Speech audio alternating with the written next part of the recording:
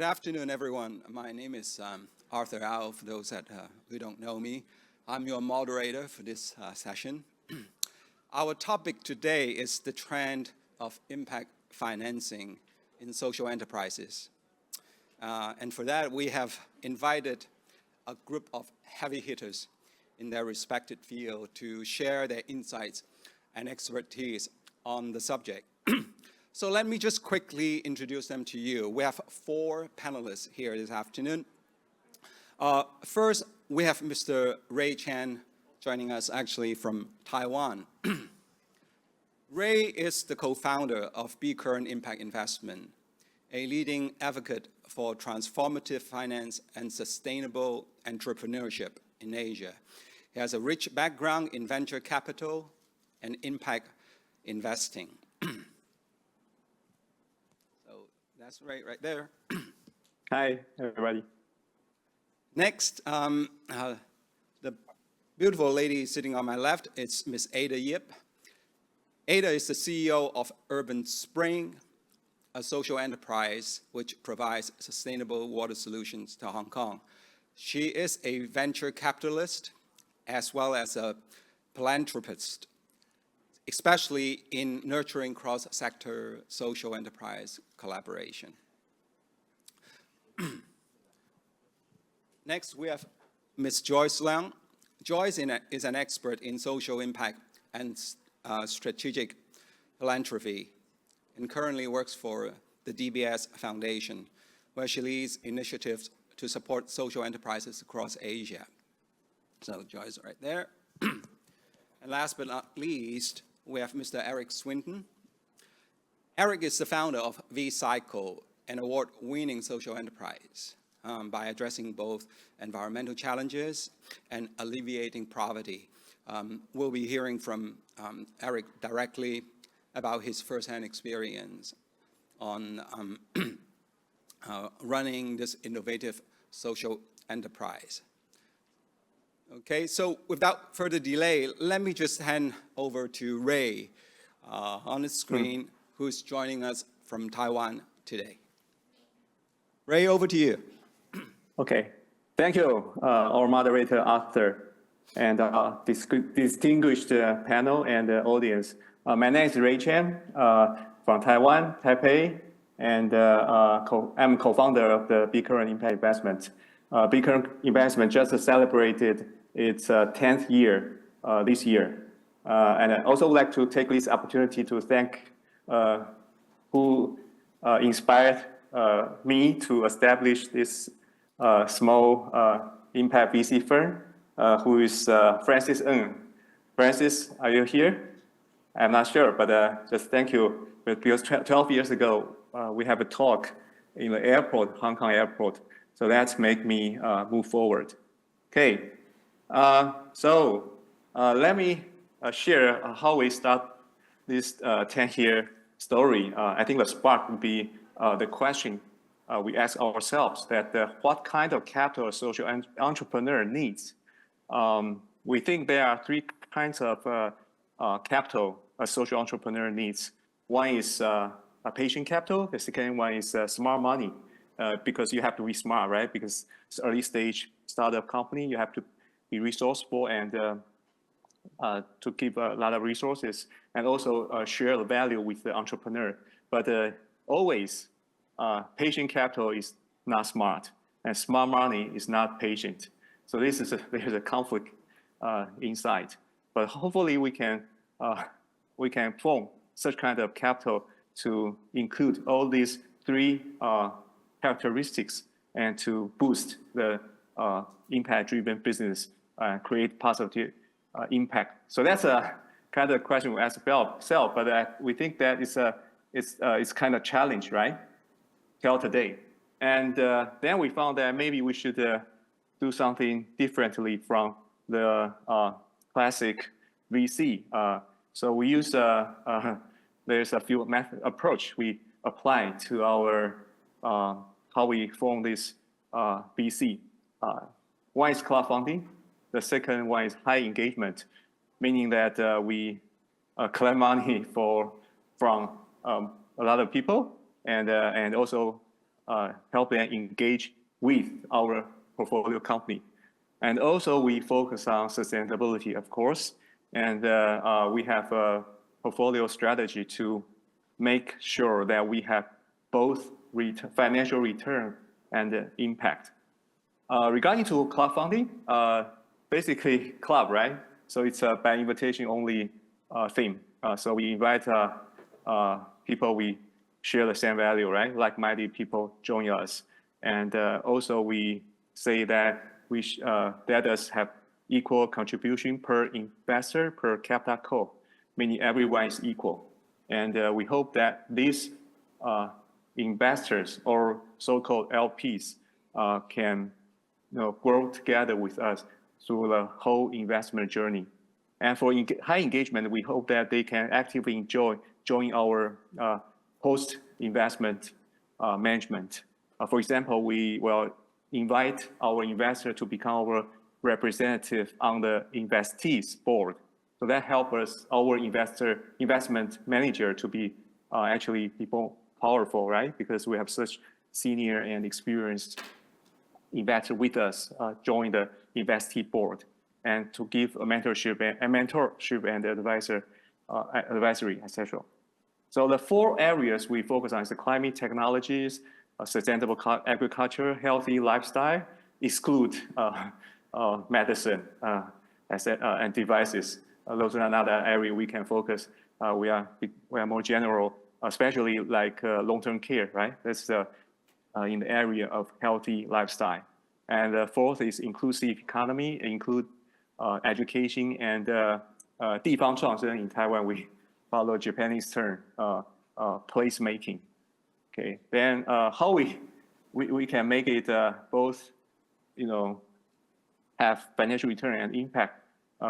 We understand that there's no such good thing or such good investee which has all the characteristics that are scalable, deeper, and broader impact. It's almost impossible. So we kind of 70% we allocate our assets on more scalable with broader impact, but less deeper the impact companies, and 30% focus on less scalable, but they have deeper impact. So that make a portfolio which we can share the financial risk and also create a balanced return. Who are we? We actually I'm based in Taiwan, but my chair and my co-founder, CK Chen, who is actually based in Silicon Valley. So with our almost 100 investors, they are investors from Silicon Valley and also Taiwan. So we are kind of the first impact VC fund, although we are still very small, but we hope that 100% we dedicate our resources in impact-driven business. And we hope we can be relatively more patient and smarter. And also we do a lot of ecosystem building things with other partners in the ecosystem. So the journey is like, there's a vision, right? So what's our vision? I think the highest purpose of this fund for me, myself, to be how we can, let baby boomers to really help millennial entrepreneurs to be successful. So that's the kind of higher purpose. But if you translate it to material thing, it's like we hope we have more resources from corporate, from individual, and also from our National Development Fund to help to give a boost to those impact-driven entrepreneurs. So far we have 5 funds since 2014, and there are 90 investors.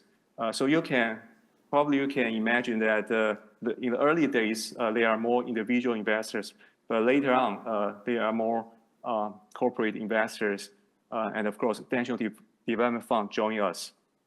And there are 35 investees among the 4 segments or focus, as I mentioned. And we also have 4 to 5 portfolio company based in Israel, Canada, and the US. So we definitely want to work with other partners in the ecosystem. So in terms of how we accelerate social enterprise and NPOs, we have probably, I think you all heard of the Unlimited, right? Unlimited Taiwan, Unlimited Hong Kong before.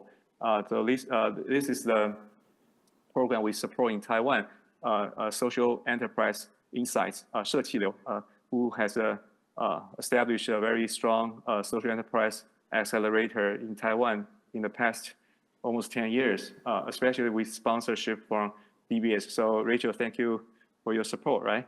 And also we have the NPO, 3 years ago, we established an NPO accelerator. Now, for this year, we kind of transform it to become more outcome-based accelerator.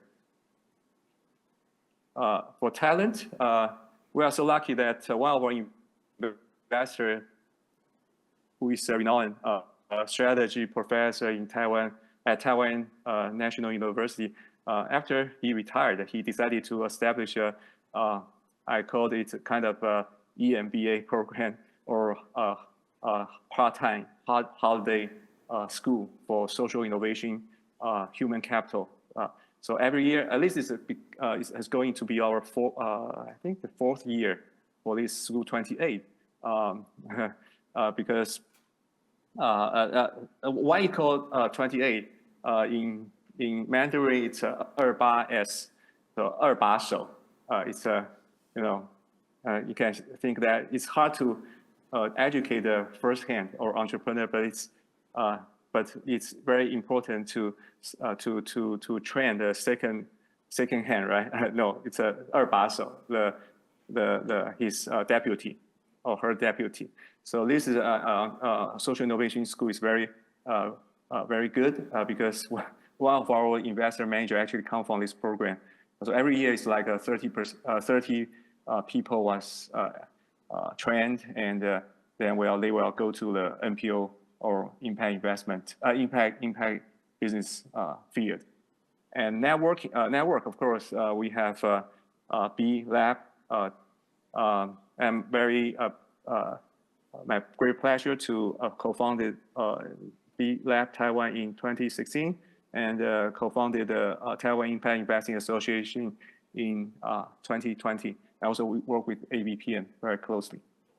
So this is how we support the ecosystem growth. But if we view Taiwan as an ecosystem in a high view, I think there are 3 stages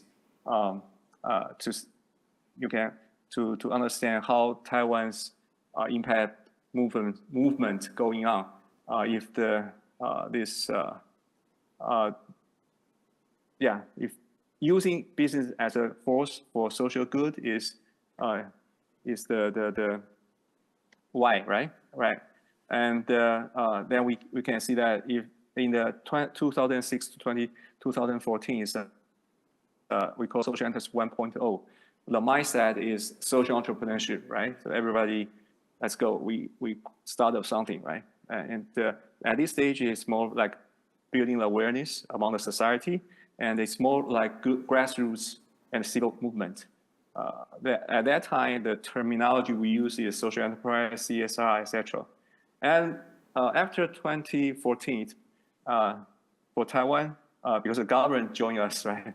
They said that 2014 is the breakthrough year of social enterprise, or 社企元年. So the mindset is more like become more broadened.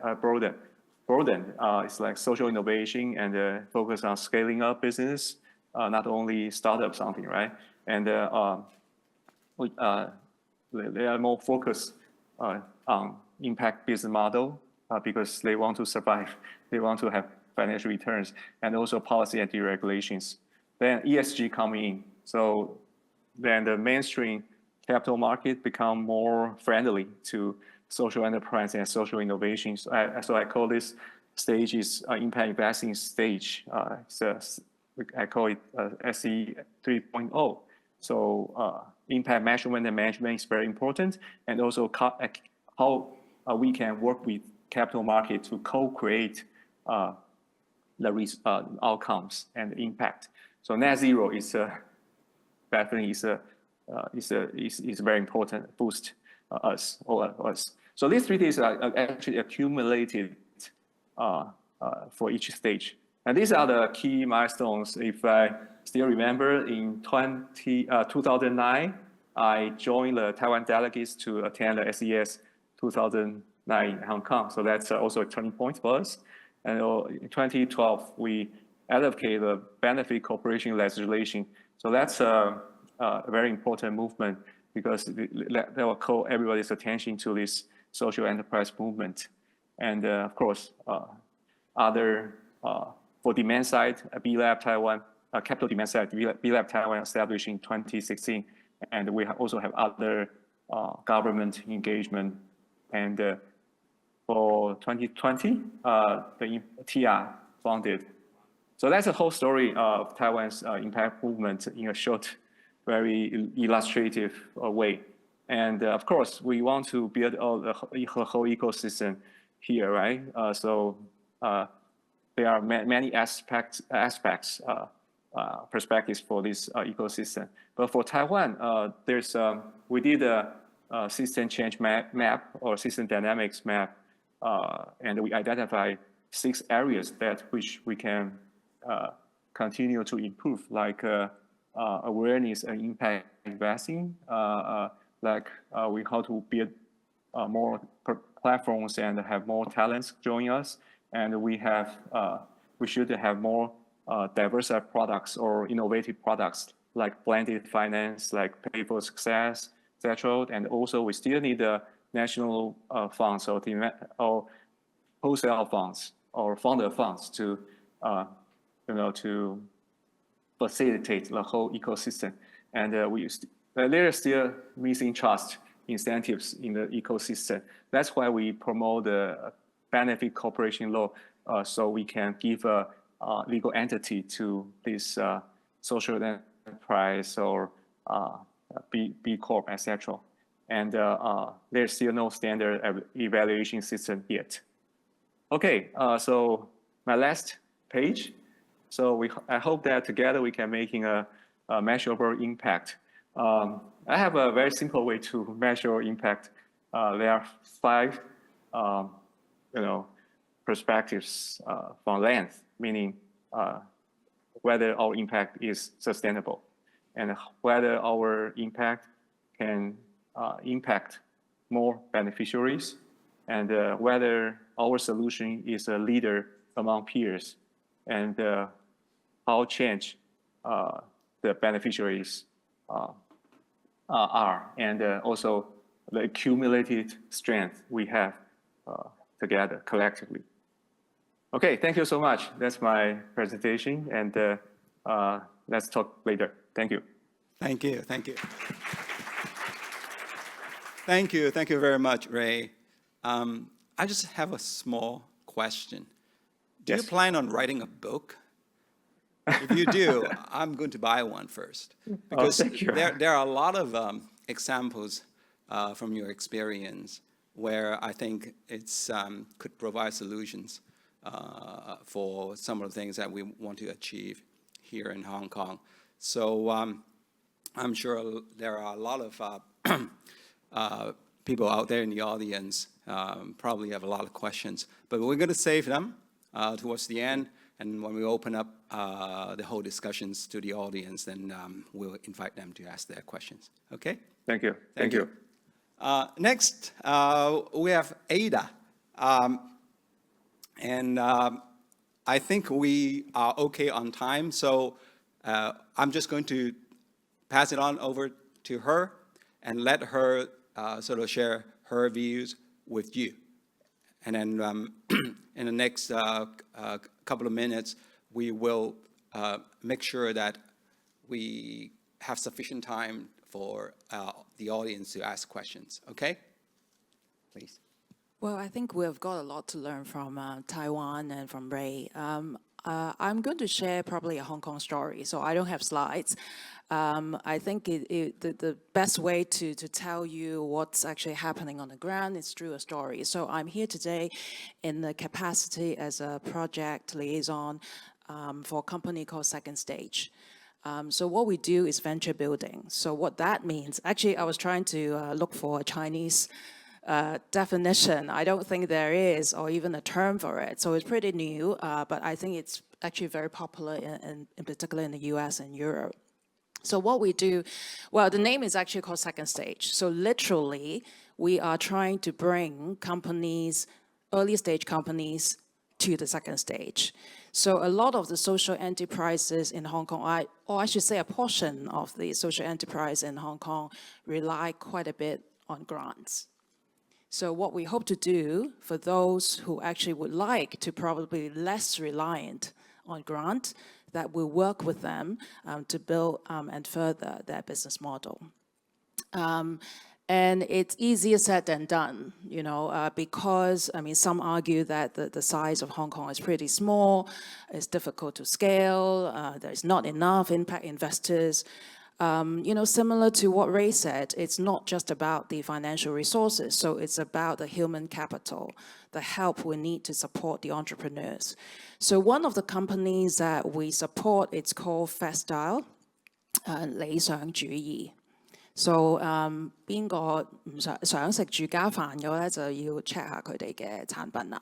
So what the company does is actually empower women, leverage their skills and experiences in cooking, and actually very good grocery buyers to actually buy fresh food from the market, package it, and send it to your home, so that when you know, after a long day of work, you take a pack out from a fridge, 5 minutes, 15 minutes, a meal done for you and your family.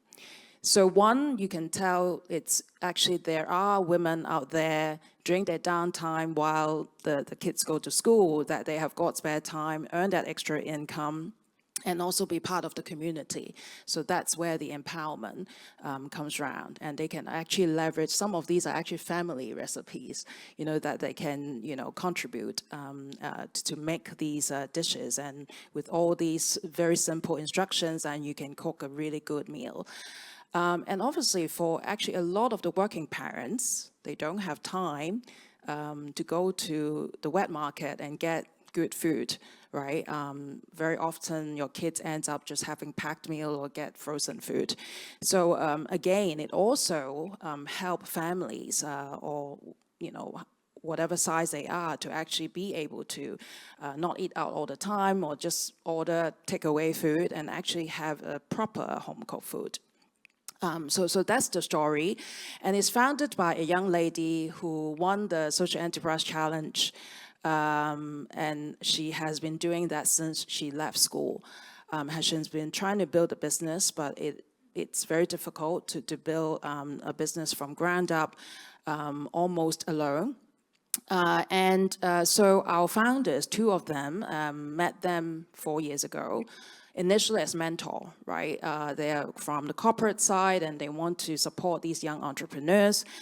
And through the journey has been trying to work with the founder Ding Ding on her business model, bouncing ideas of, you know, what are the possible things can we do differently within the business. So as an example, probably around 2 years ago, and then she felt that, oh, the business is a bit stuck. Great, with COVID, a lot of people order my food, but now that it's at plateau a little bit, and you know, where do I go from here? And then there's a capacity issue. She's not sure how to resolve it, and she was like, she has been renting Central Kitchen, so she has been battling. You know, it's a big investment to actually, you know, rent my own kitchen for her workers, but at the same time, it's a big investment. Is it the right thing to do? Am I prepared to scale? There's just 100 questions in her mind. So our founders actually work with her, you know, try to flesh out all these challenges she has. And in the end, I think the decision is, you know, actually whether it's in terms of the processes, in terms of the increasing the capacity to increase production and do more business, and actually ensure better quality, is to actually rent your own premises and to have your own kitchen. And at that point, our founders, second stage, we invest and actually help her with that. So you can see it's an actual example. It's at the right time, with the right sort of situation, how an investor can also come in, not just only when some of these enterprises raise funds, but to actually collectively work together. But I think a lot of it is also about trust, it's any company, it's about the processes. So I think, when people are screaming about there's no impact investor, social enterprise cannot raise fund here, I think just like any startups, it's about, extending that network, getting to know investors, and also working with the right sort of impact investors. And in this case, second stage is specifically, very focused on basically venture building. So we do not actually invest in companies who actually don't want us to help. So we only comes in if we see there is a collaboration because we want to grow together. Just very quickly, two other examples of how we help. I remember, Ding Ding was like, okay, my customer is like giving me all this feedback about not having enough choices of dishes, and generally you would jump in and say, okay, I have to figure out I need to have more recipes and different menus. But I think if we take a step back, just like any startup would do, we'd be really trying to dissect what is really the question. It's probably, so long story short, it's the conclusion, it's not really about adding more choices. It's about really looking at the current choices, and how really understanding what the customer needs. So actually what ends up is actually fewer choices.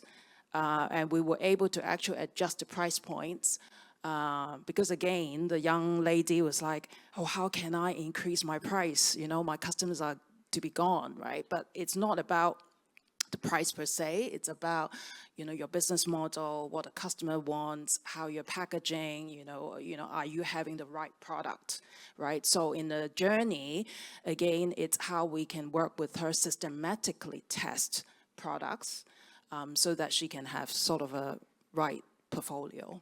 So this is the example that we're doing as part of the ecosystem on impact.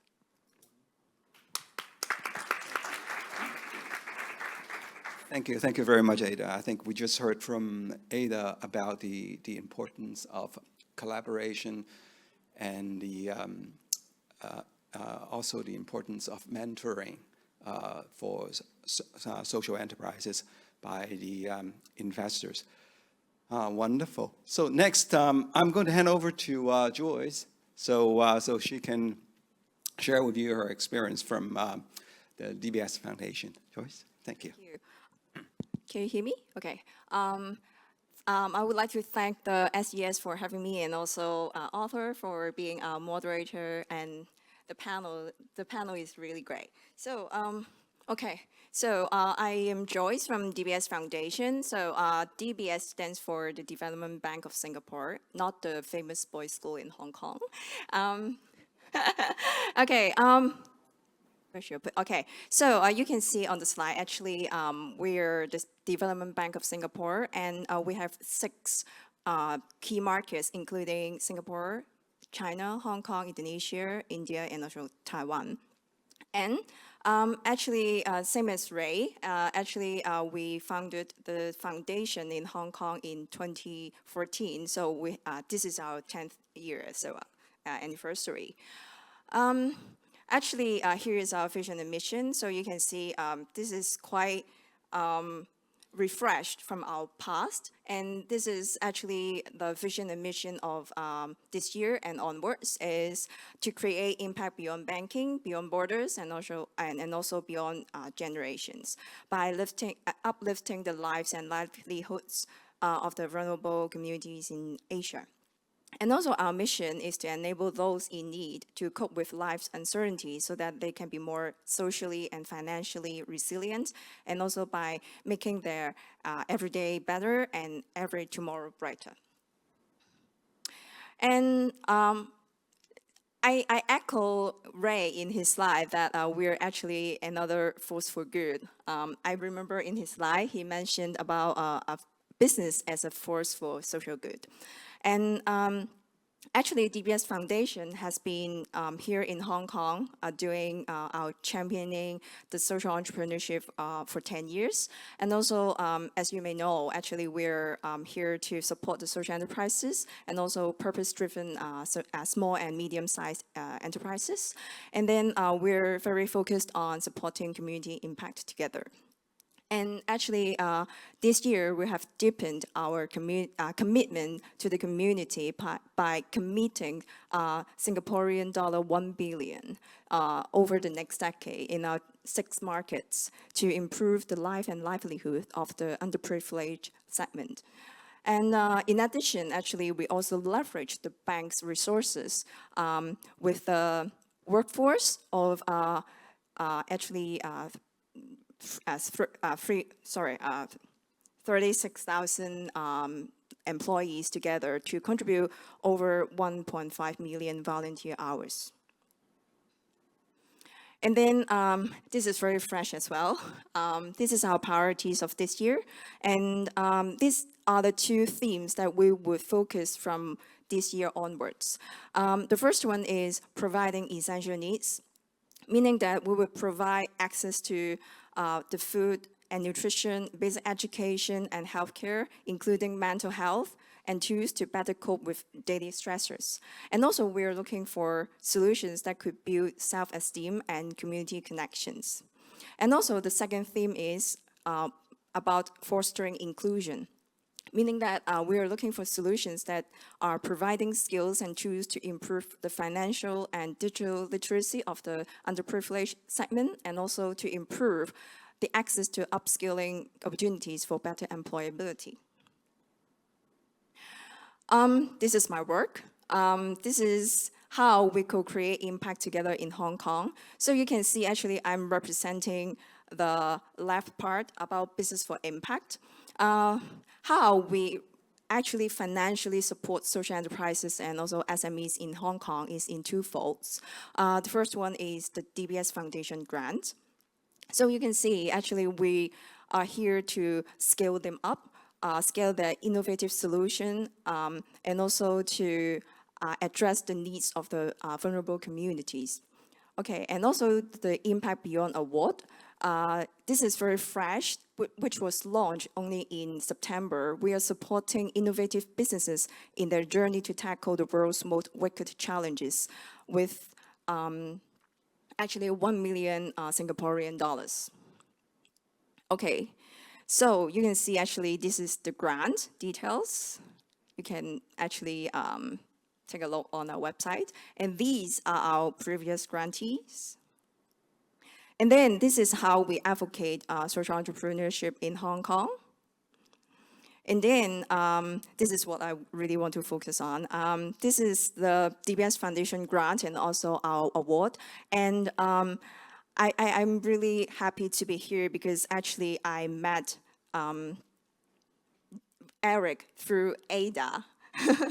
And then because of having met Eric, and I thought, oh, his business and solutions really fit our criteria. And then Eric won our grant last year, and he was our grantee of last year. And then, yeah, he will talk about his business later. And then this is how we integrate the social enterprises and their solutions into our bank's ecosystem. And also on the right-hand side, you can actually see we have the SE package, the banking account, for them to actually have a better and virtually free banking services in Hong Kong. So this is what we have created so far in our altogether 6 markets ever since 10 years ago.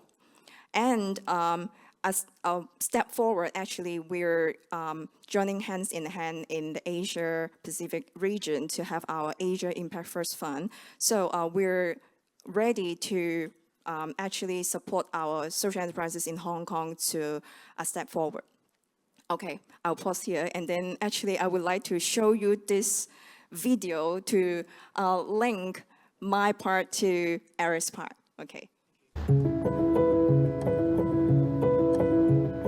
香港每日會產生大概500幾萬個膠樽，咁個回收率咧係低於10%嘅。拾荒長者對環保嘅貢獻非常之大，但係佢哋冇一個相等嘅待遇同埋工作環境。希望喺香港可以真正做到循環經濟同埋關懷弱勢社群。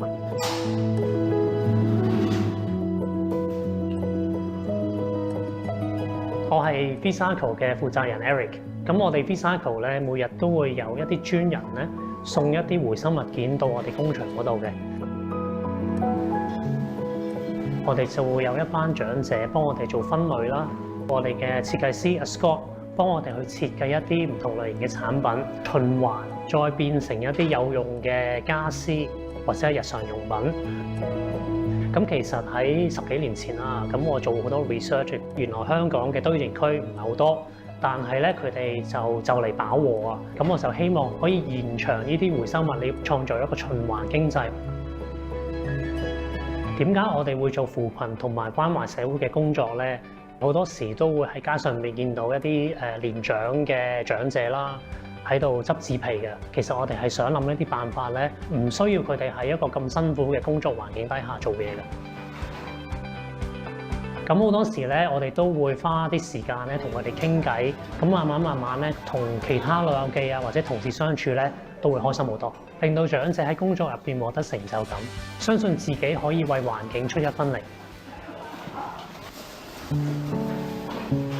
我叫李太，我今年83，我喺呢度做咗就3年㗎啦。我哋嚟嗰度做嗰時咧，我同我先生兩個咧就喺卓爾居啊、同新墟啊咁樣就執紙皮嘅。有時大風大雨啊，我哋都係咁執。我嚟咗呢度做好開心啊，又有得食。佢帶嗰啲義工嚟咧，大家齊齊娃娃，幾開心啊！啊，我哋最開心咧，真係有冷氣嘆咧，又收工早啦，好 enjoy 呢份工。幫個地球啊，幫個人類。香港係需要一啲完善嘅分類工廠，同埋係一啲處理塑膠嘅工廠咯。最困難嘅時候咧，就係缺乏資金啦。咁好在我哋贏咗 DBS Foundation Grants。咁呢個 grant 咧，其實包括咗獎勵金啊，同埋星展銀行各方面嘅支援嘅。收到呢筆資金之後咧，我希望可以喺2026年至到2027年咧，幫助香港提升我哋嘅塑膠回收率，去到10至20%，同埋可以持續地咧幫助更加多嘅長者。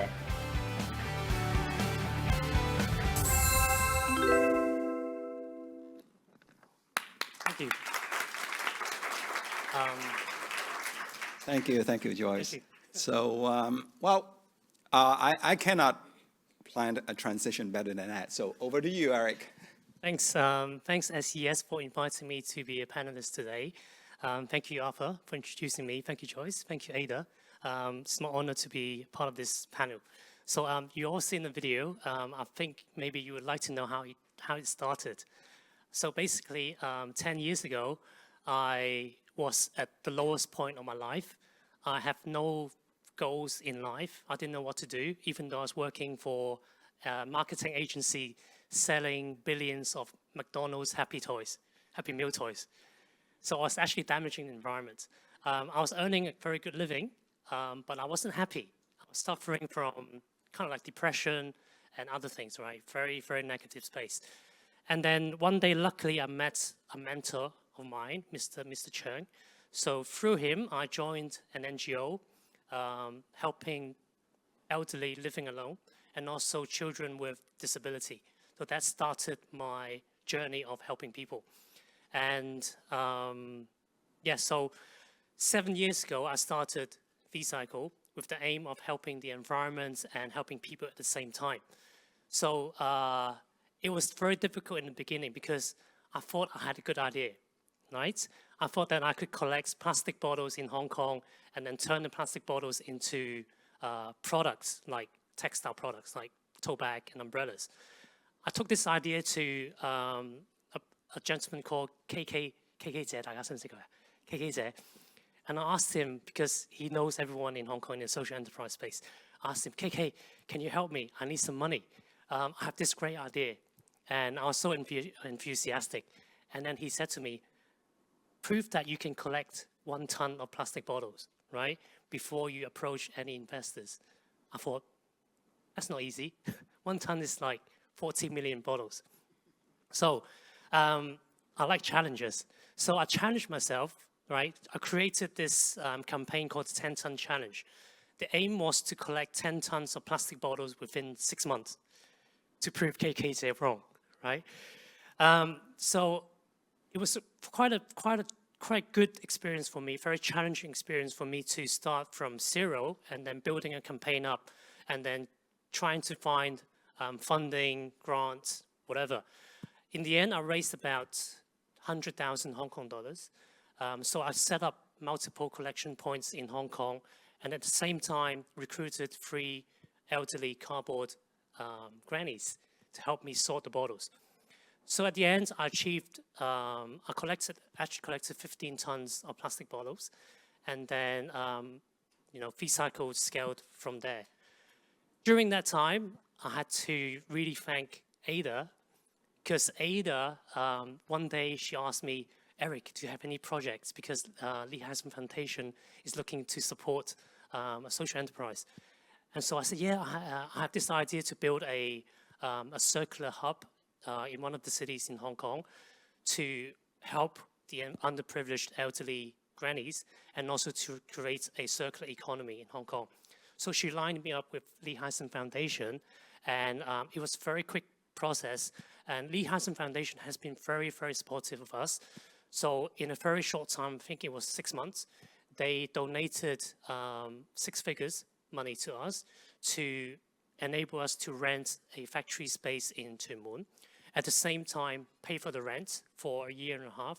And the KPI was to employ 25 elderly workers. That was the name. So as you saw in the video, the dream has become a reality. So thank you, Ada. So next stage, right? We want to scale. In order to scale, we need more money. So thank you, Ada, again, because one day she asked me, do you have another project that I can pitch to DBS Foundation? So Ada lined me up with Joyce, and Joyce came to our workshop in Tuen Mun, and then I presented V-Cycle to her, and then I said that we're looking for funding to build a even bigger facility, which is a MRF, material recovery facility, which is very common in Europe, so that different streams of recyclables can be sorted efficiently into cleaner streams, right? So I took this idea to DBS, and Joyce said, it's a great idea, please apply. But the deadline was like a week later, application deadline. So I worked very tirelessly over the next 7 days, created this deck, sent it to Joyce, and she says, fine. And then the next stage was to film a video, right, within 2 weeks. So I did that, and I used the video to pitch to the DBS Foundation in Singapore. And very luckily, I'm very grateful that we won the pitch, and then we won the money to build our MRF in Hong Kong. I echo what Ada said, trust is very important. Lee Hassan Foundation, they gave us almost full freedom of what we do with the grant. But obviously we have KPI to meet, but they didn't really question us during the time we got the grant because they trust us. And DBS Foundation, because the project was supposed to start in 2024, this year, but because of many reasons, we have to delay that. And also there's a trust in DBS Foundation to let us push our milestone forward or back, right? So thank you.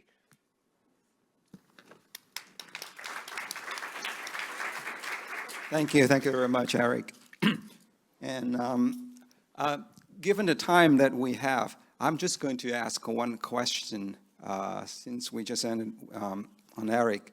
And then I'm just going to open up the questioning from the floor if there are any questions coming from you. So better write it down right now. So Eric, I just have one question. When you created V-Cycle, how do you establish a financial and operating strategy that allows you to scale your operation? Because you were struggling for funding, and then you wanted to maintain your model's integrity. So how did you do that to convince the funders? Well, actually, the conversation with KK enlightened me, because at that time I was focused on chasing the money, right? I wasn't really focused on making the business better or creating more impact.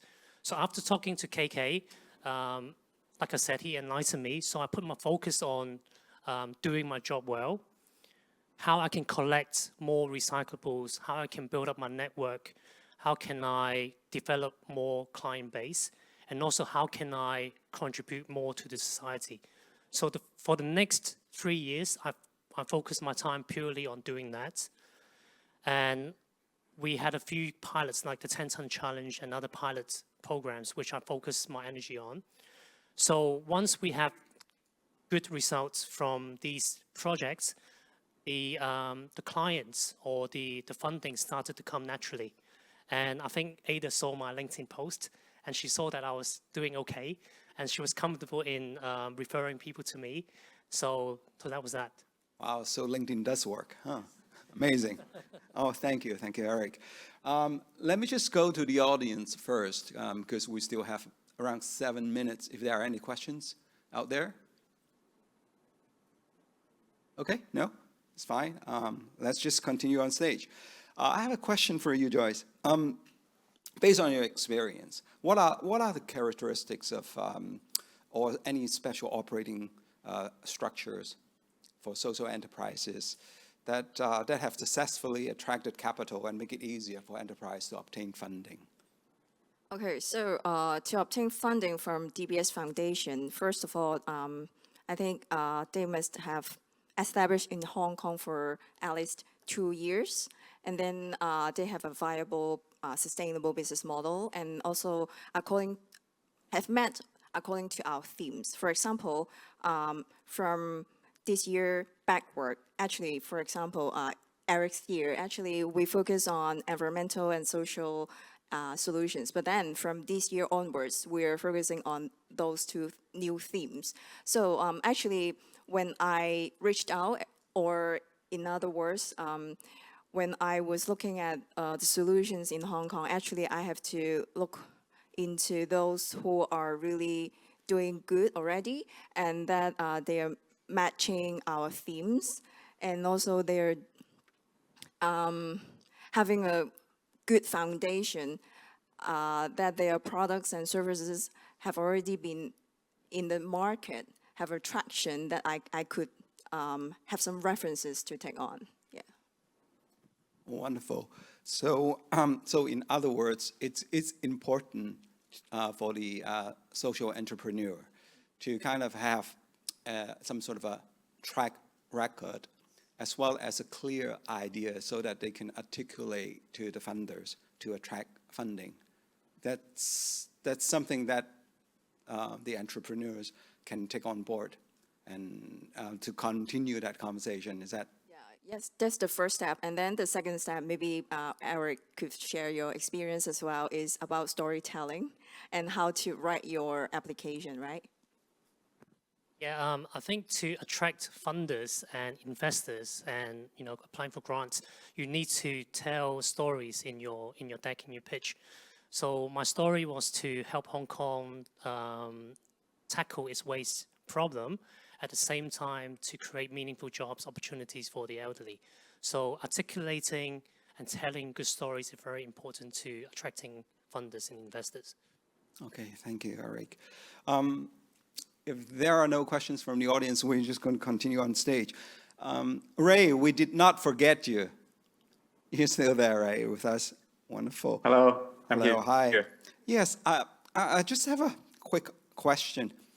In your opinion, how can social enterprises better explain, just echoing what Eric just said, their proposal for creating social value to investors who are more accustomed to investing in commercial ventures? Yeah, okay. Thanks, Arthur. I think outcome is very important. It's critical. It's kind of currency to show to the investors or sponsor or donors.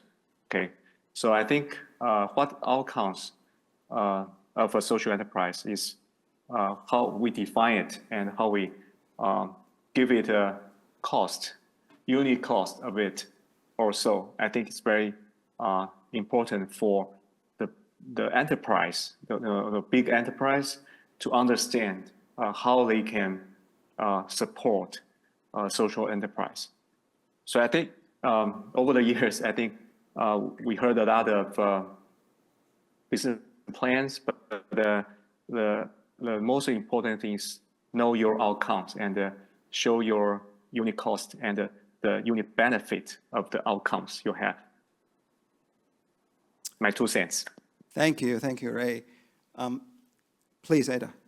Well, yeah, I agree. I think in terms of outcome, I probably use a different terms of deliverables. And I think we shouldn't forget about thinking the social enterprise, what stage they're in, right? Some people might think I'm conflicting. Why I'm asking, Eric to apply for grants, but while we are trying to move people away from grants, because basically I felt that Eric at the time was not ready for investment, right? Grants being a catalytic capital, it's going to help him to test more, build up the operations before it becomes a little bit more investable, right? Now, if you remember, I called him, are you raising now, right? So, maybe that's a stage that maybe a second stage, maybe, or others will be ready to actually invest, right? So I think it's important to think about the stages, because the deliverable, will be quite different.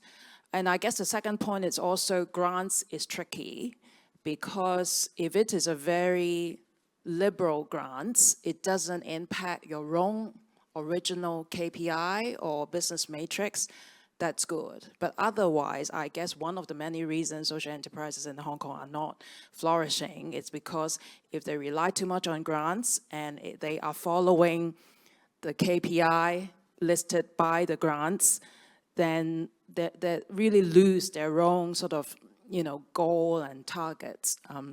And what makes sense, and also requirements of a grants, or what you said in the beginning of the grants, you're going with the market, 3 months down the road, the market changes, it's different deliverables, right, and targets. So grants can be restrictive, but so it's very much, we need to be careful what kind of grants and at what stage. Absolutely. Well, thank you, Ada. So I wish we had another hour to talk about this, but unfortunately we have to give way to the next session. So in summary, I think we've heard a lot from the experts about building the ecosystems, about what social enterprises need to do. But more importantly, I think it's time to harness everyone's ability and knowledge to kind of find solutions to drive forward. We probably won't ever get to the stage where we have perfect answers, that we know what lies ahead for the social enterprises development, but I think it is important to utilize everyone's knowledge and abilities to find solutions and take it step by step and keep going forward. So let's give a big round of applause for our experts today, and thank you all for joining. Thank you so much for having me. Thank you.